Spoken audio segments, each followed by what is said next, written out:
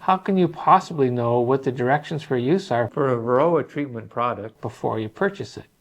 Without this information, you cannot make the best management decisions. This is especially important when it comes to deciding when to apply what product, as each may have different treatment period lengths, removal requirements, if they are allowed to be used with honey superzon, and so on. So, for today's vlog, we are going to look at the treatment requirements for Formic Pro, as set out on the Canadian label. Let's start with the colony's food reserves. On the label it states, colonies should have good food reserves prior to treatment and should not be fed in hive during the treatment period. So, what is food when it comes to the honeybee? Food is both pollen for protein, converted to bee bread, and carbohydrates as frames of feed. To meet this requirement of good food reserves in the spring, the bees need to have had a chance to restock their pollen reserves. So I like to treat in the spring, starting 1 month after the first pollen flow starts coming in. For carbohydrates, both spring and fall, if not enough frames of feed are present, I add additional frames to the hive before treatment or provide open source feed stations for the bees to forage from.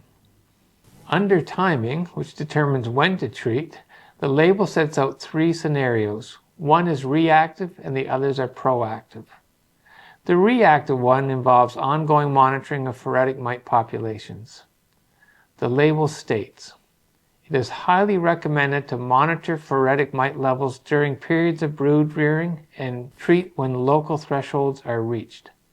The beekeeper needs to monitor Varroa mite levels, typically by scooping and washing nurse bees or by the use of sticky boards, and then treating as soon as possible when Varroa mite threshold levels are reached. This scenario consumes a lot of a beekeeper's time. However, it is the one that is most talked about in the beekeeping world. The second and third scenarios are proactive. The first of these scenarios is for treatment in the spring. The label states, treat during the colony population increase phase to protect the bees going into the honey flow. This refers to the colonies as they are coming out of winter. This also allows a full brood cycle to have occurred in a nutritionally rich environment, so the newly emerged workers are robust. Additionally, this allows for 2 to 3 cycles of healthy brood to be raised before going into the main honey flow. The second proactive scenario occurs in the late summer, after the honey flow and the colony is transitioning to the winter bee population. The label states, treat during the colony decrease phase to protect the bees that will make up the winter cluster. This refers to the production of winter bees, which starts with the queen laying eggs for the winter bee population mid-August. A review of the end-of-season population dynamics shows that the sweet spot for egg laying for the optimal winter cluster bees is from September 9th to the 30th.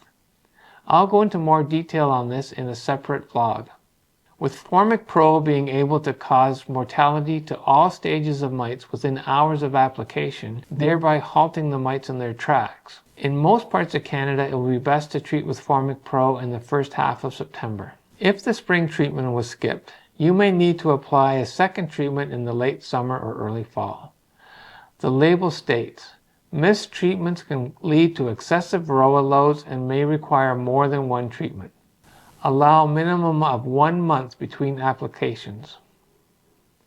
For clarity, the treatment period is the time after the product is applied until it is considered to be spent. So the word application refers to the placement of the product in the hive. By using this proactive treatment schedule, the Canadian beekeeper can protect both the summer bee population that will bring in the honey crop and the winter bee population that will make up the winter cluster. For a detailed scientific explanation with the data included, you can watch the NOD IPM video series on our YouTube channel.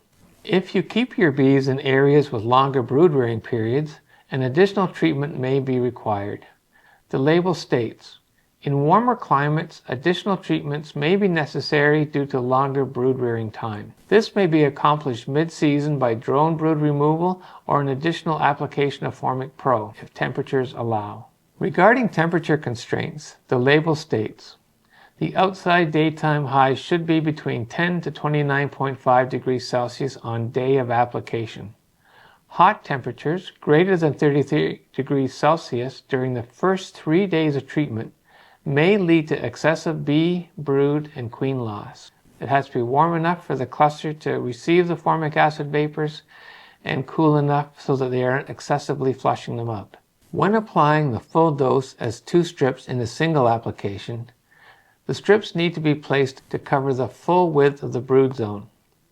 The label states, lay 2 strips, staggering them so they lay flat and across the full width of the lower brood chamber, in the heart of the brood rearing zone, with approximately 5 centimeters between the strips and 10 centimeters between the ends of the brood chamber and the outer edges of the strips.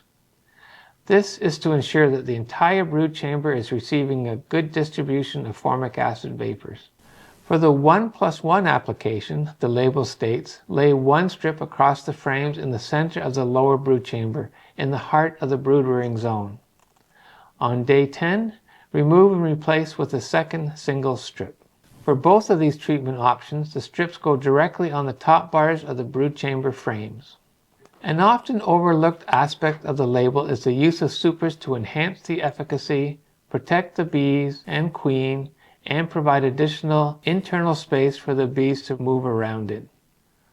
On the label it states, add a honey super with frames at time of application if necessary to provide adequate space for strong colonies to expand or if a honey flow is expected.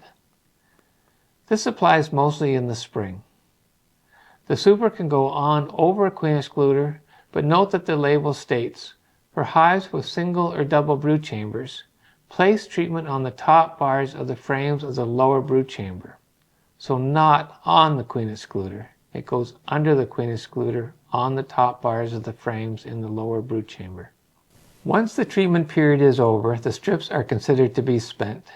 They do not have to be removed at the end of the treatment period. When the time comes that they are removed, they can simply be composted. A respirator is not required when applying Formic Pro. The label states, work outdoors and always stand upwind of the use location. Additionally, the label states, handlers are required to wear a long sleeve shirt, long pants or coveralls, and chemical-resistant gloves and boots. As you can see, Formic Pro is the safest and easiest way to apply formic acid to protect your bees. I hope you enjoyed this explanation of the Canadian Formic Pro label. If you have any questions, please leave them in the comments below.